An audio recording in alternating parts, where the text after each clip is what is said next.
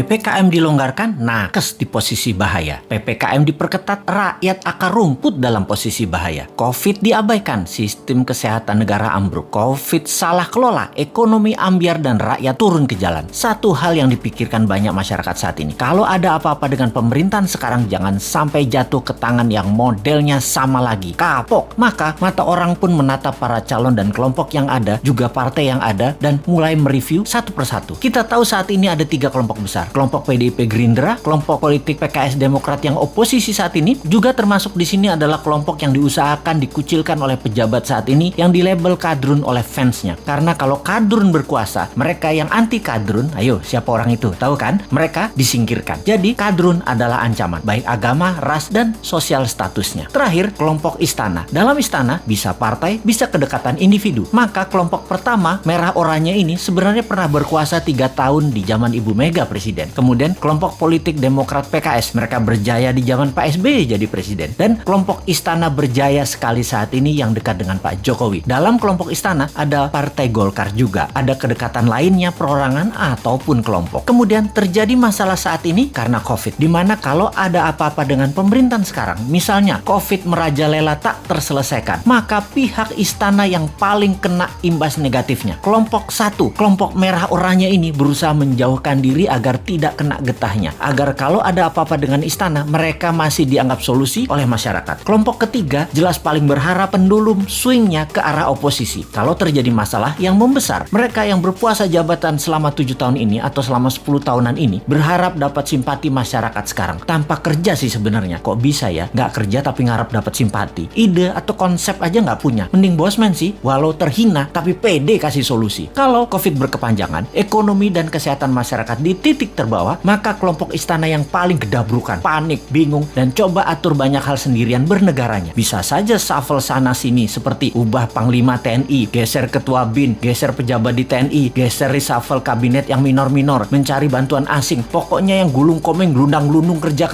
ya kelompok istana ini. Yang oposisi memanfaatkan ini semua dengan memberitakan hal-hal yang buruk di sekitar istana dan pejabat terasnya. Oposisi ini, 2 partai utama Demokrat dan PKS ditambah pasukan yang dicap kadrun, yang dicap jual agama. Itulah mereka para oposisi. Di posisi 1, mereka siap-siap ambil peluang juga agar kepercayaan masyarakat tumbuh ke arah mereka. Juga tidak dipersalahkan atas kesalahan kelolaan Covid dan jatuhnya ekonomi karena istana yang paling bertanggung jawab. Kalau istana berhasil melewati masa pelik ini selama 3 tahun ke depan, posisi 1 dan posisi istana berusaha memainkan dongeng kesuksesan ini untuk bekal 2024. Kompak lagi mereka. Singkatnya, saat ini yang namanya politikus sisa, banyak yang masih diam-diam baik untuk ambil posisi. Mau miring ke istana atau mau ikut oposisi dengungkan terus kejelekan istana, nggak banyak actionnya mereka ini. Mereka ini seperti Nasdem, P3, PAN, PKB, Hanura. Partai-partai miring ke istana ini juga terasa sekali mereka lagi ambil jarak dengan istana sekarang. Deket enggak, jauh enggak, bantu enggak, ngerecokin dikit palingan. Inilah peta saat ini kalau kita persingkat. Nah, kita sekarang ke depan bagaimana? Kita sekali lagi ingatkan, 3 posisi tadi yaitu kelompok pertama merah oranye, kelompok istana, dan kelompok oposisi. Ini petanya kita tarik ke belakang. Kita lihat 20 tahun terakhir ini. 3 tahun Ibu Mega, 10 tahun Pak SBY, 7 tahun istana saat ini. Total 20 tahun. Kemudian kita list daftar calon pemimpin 2024. Para calon yang ada saat ini adalah datang dari ketiga genre politik yang ada. Sebutkanlah satu persatu. Pasti mengacu ke salah satu kelompok. Misalnya Pak Prabowo masuk kemana? Sudah tahu kan? Pak Erik misalnya masuk kemana? Pak Ganjar, Pak Anies, Pak Ridwan Kamil masuk kemana? Jelas ya? Ini pertanyaan new mind sekarang. Apakah dalam 20 tahun terakhir negara Indonesia jadi negara superpower? Apakah Indonesia jadi negara yang ditakuti dan disegani di sekitar kawasan? Apakah Indonesia jadi negara tidak impor lagi dan menjadi negara produsen kelas dunia? Apakah pendidikan Indonesia terbaik di dunia saat ini? Apakah sumber daya alam Indonesia masih utuh atau sudah mulai habis tanpa membuat Indonesia jadi kaya? Bener nggak? Pertanyaannya sekali lagi, yakin masih mau sama mereka yang model kelolaan negaranya pasti sama seperti dalam 20 tahun terakhir ini? Yakin masih memilih orang yang di etalase itu semua? Berani nggak ambil yang baru, yang beda, yang timnya kuat di dalam dan di luar negeri, yang bukan genre bernegara ala 3 kelompok yang berkuasa, yang akan menyatukan semuanya di bawah kekuatan yang baru?